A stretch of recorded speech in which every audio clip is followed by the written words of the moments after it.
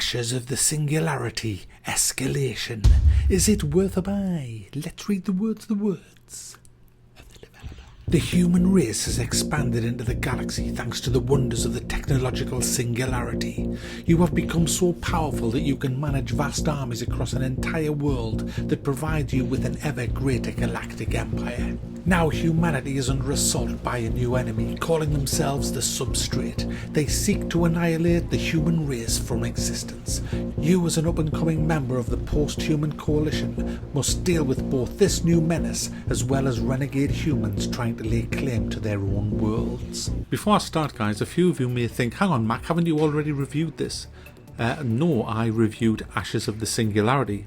This is Ashes of the Singularity Escalation, a standalone, not so much sequel, but more of a rehashed game. Now, it's pretty confusing, this game. The developers have said that Ashes of the Singularity was a beginner's kind of RTS game, which I didn't really think that it was. I thought it was quite complicated for new RTS players, and that this one is more for pro or seasoned RTS players, which is quite odd considering this game actually doesn't even have a retreat command. It doesn't have a hold command. These are basic kind of commands that I would expect. Well, not so much retreat, but certainly a hold command, and it just doesn't have one. The attack move command is not really implemented well either in this game. The developers have said that this isn't even a tactical RTS, which again is a bit confusing because they're saying that it's quite an advanced RTS, but it's not tactical. It lacks basic functionality commands. You can't even put your units into a formation of your choice. You can only put them into an army. It's kind of strange. So there's that. So what do you get with this compared to the first one? Well, you get 12 new missions, so you get a bigger campaign. You also get 14 players as opposed to 6 players. You get 23 units per race as opposed to 16. You get 10 defences per race as opposed to 5. You get bigger maps. You get a strategic zoom, which is fantastic, by the way. And like I said, you get 24 missions in the campaign as opposed to 12. So how does this one play? Well, first of all, the maps are huge. They were big in Singularity, but they're even bigger in Escalation.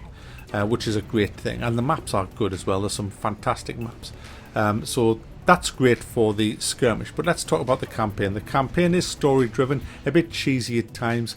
It's quite long. There's 24 missions, and each mission can take a while to do, so there's plenty of content in the actual campaign, and the campaign also acts as a huge tutorial.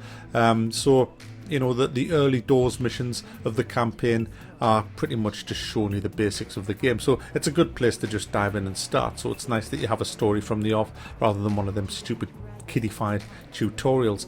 But I think the real fun in this game is definitely in the skirmish mode, which you can play a PvP, you can play co-op versus the AI, or you can just play versus the AI yourself and have AI people on your side. You can customize this like pretty much no other RTS that I've ever seen.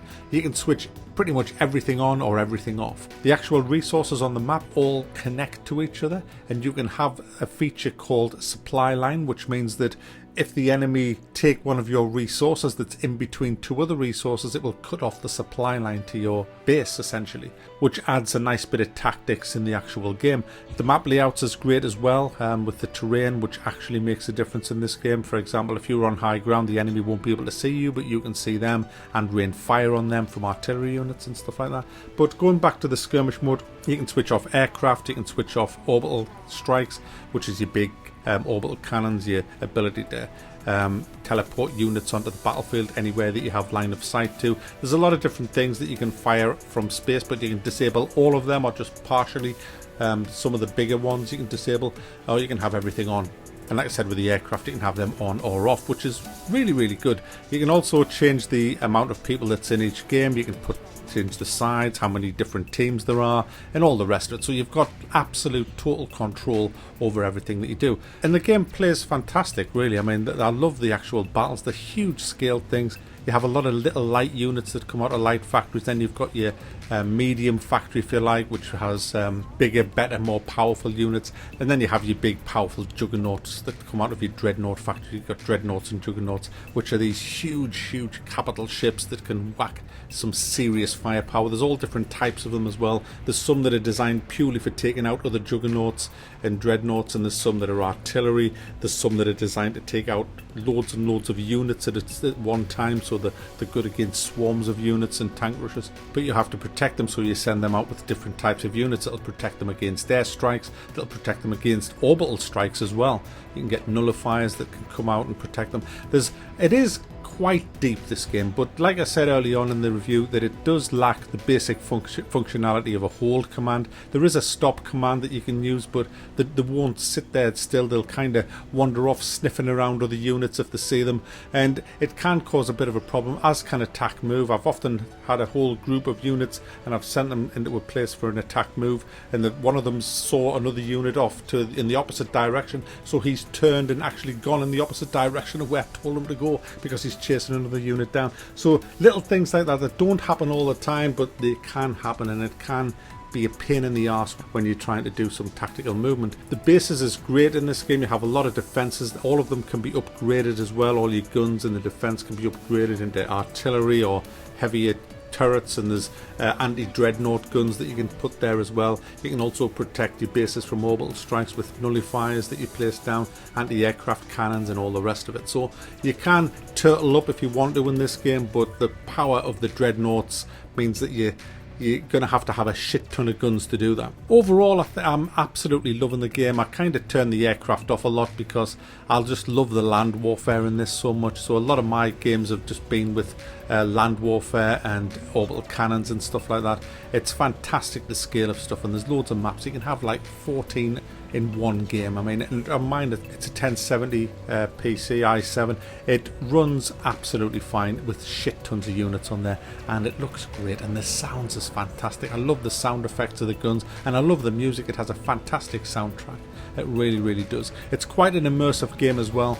As you're playing it, you kind of get really into it. It's just a shame that it lacks some of the basic commands that I've seen in RTSs dating back to the 90s. It is going to get an update in October because it runs off the same engine as Star Control Origins, and obviously that's a new game that's just come out, so they're going to be taking stuff from that and putting them into Escalation.